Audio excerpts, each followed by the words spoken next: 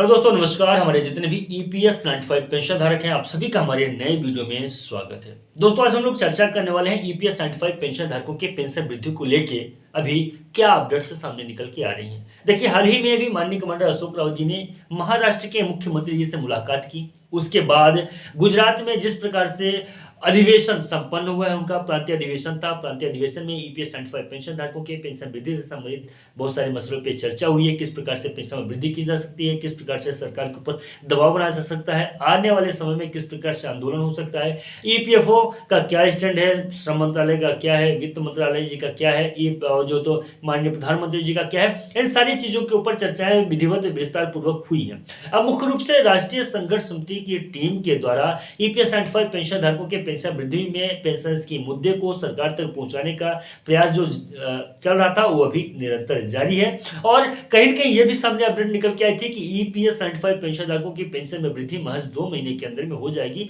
अप्रैल के लास्ट तक में देख सकते हैं कुछ न कुछ बड़ा डिसीजन सामने निकल के आ सकता है।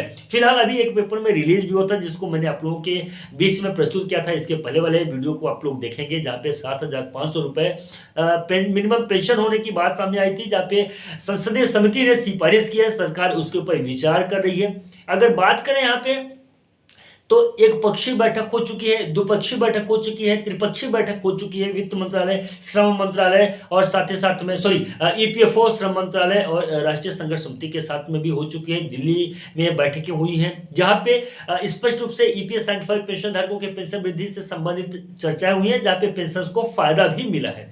और ये भी बातें मैं आपको बता दूं कि डायरेक्टली जो तो श्रम मंत्री जी से मुलाकात हुई, बात हुई ईपीएस 95 पेंशन धारकों के लिए। उन्होंने स्पष्ट एक अलग से जो तो बैठक की थी, जहां पे ईपीएस 95 पेंशन धारकों के मुद्दे पे विस्तृत रूप से चर्चा हुई थी। तो ये कहीं संदेह में नहीं है कि ईपीएस 95 पेंशन धारकों के मसले पे सरकार विचार नहीं कर रही है। इसके बहुत सारे उदाहरण मैं आपको बता सकता हूँ।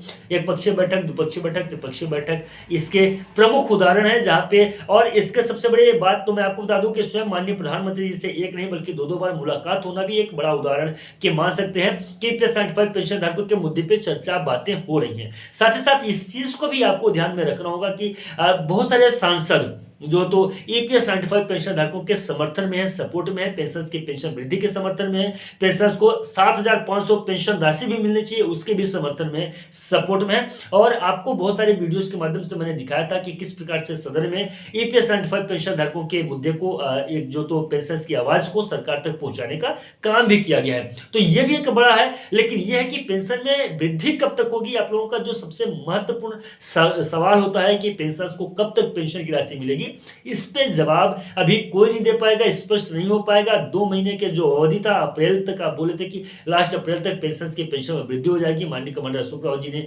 बोला था कि 2 महीने, तो लोगों ने इसको कैलकुलेट किया था वो कि अप्रैल लास्ट तक है।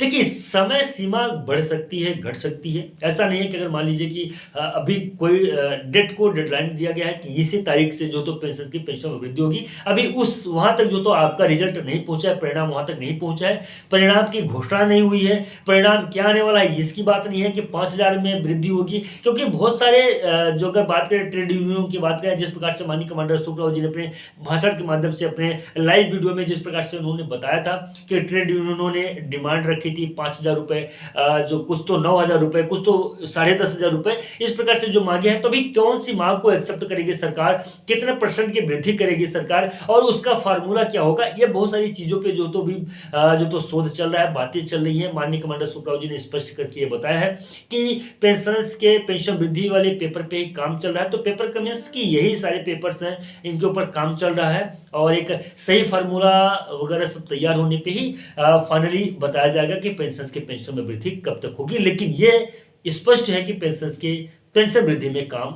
चल रहा है, और जल्द ही आने वाले समय में पेंशन में वृद्धि होगी। लेकिन ये बता पाना थोड़ा मुश्किल है। बहुत सारे जो यूट्यूब चैनलों पे, बहुत सारे नेटवर्क के माध्यम से आपको जो जानकारी मिलती है कि नहीं पेंशन में वृद्धि हो रही है, आज होगी, कल होगी, वित्त मंत्रालय में ये बैठक वो बैठक, तो ये सारी चीजें अभी फिलहाल के लिए तो नहीं हो रही हैं।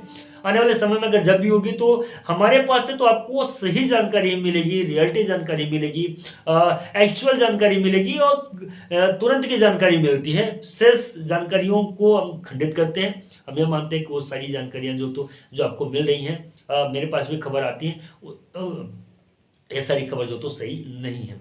फिलहाल किसी भी खबर के ऊपर आपको अगर शक हो, संदेह हो, आप हमें कमेंट करके पूछ सकते हैं। हमारा व्हाट्सएप ग्रुप है, वहाँ पे भी आप हमसे पूछ सकते हैं, मैं वहाँ पे भी आपको बता दूँगा। फिलहाल दोस्तों आज के लिए इतना ही है। अगर आप अभी तक हमारे व्हाट्सएप ग्रुप से नहीं जुड़े हैं तो डिस्क्रिप्शन में लिंक है, वहाँ से आप हमारे व्हाट्सएप से जुड़ जाएँ और अपना प्यारा आशीर्वाद दें। चैनल पे नए हो तो चैनल को सब्सक्राइब ज़रूर करें, क्योंकि पेंशन वृद्धि से संबंधित सबसे सटीक, सबसे आसान भाषा में, सबसे साधारण तरीके से और टाइम टू टाइम अपडेट जो तो आप लोगों तक पहुँचाता हूँ। आप लोगों का सेवा कर रहा हूँ और जो तो आशीर्वाद अपना दें। इसी प्रकार से निरंतर आपके लिए मैं वीडियोज़ लेके आता रहूँ, सेवा करता रहूँ और जो तो अपना जो तो प्यार बढ़ाएँ, चैनल को सब्सक्राइब करें। मिलते हैं नए वीडियो और नए अपडेट में, तब तक के लिए नमस्कार, जय हिंद, जय भारत।